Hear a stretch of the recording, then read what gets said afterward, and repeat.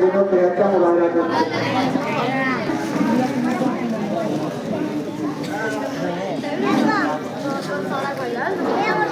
أعوذ بالله من الشيطان الرجيم.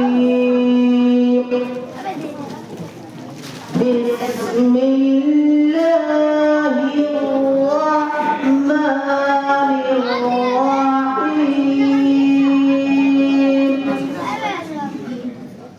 يا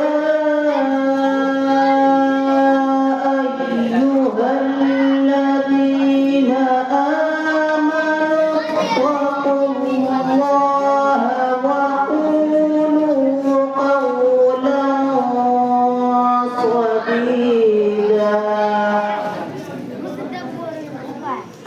يصلح لكم أعمالكم ويغفر لكم ذنوبكم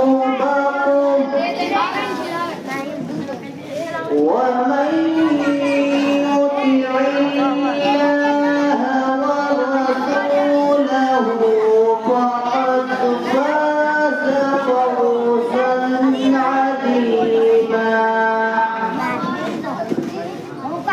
إنا عرضنا الأمانة على السماوات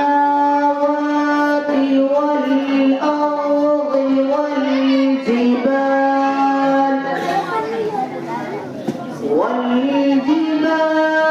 فأبين أن يحملنها وأشفقن منها وحملها الإنسان إنه كان ظلوما جهولا. ليعذب الله المنافقين والمنافقات والمشركين والمشركات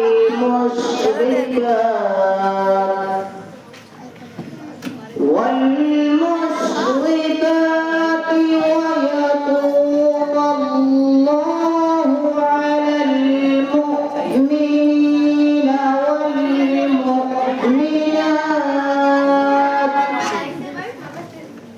وكان الله غفورا رحيما.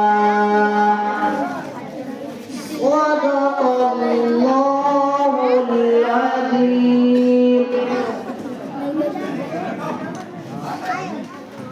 मुबारक से पहला सवाल है, तजवीज का दूसरा फायदा क्या है? तजवीज का दूसरा फायदा क्या है?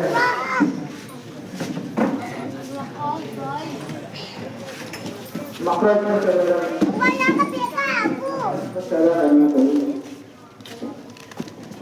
बाद मखरज बताओ, दोनों और भी करता। तहरीक किसे कहते हैं? जब दो अंदर जमा हो दोनों को साफ पता करना चाहिए, इसको तहरीक कहते हैं। माशाअल्लाह, अपने सवाल का जवाब दिया। इसके बाद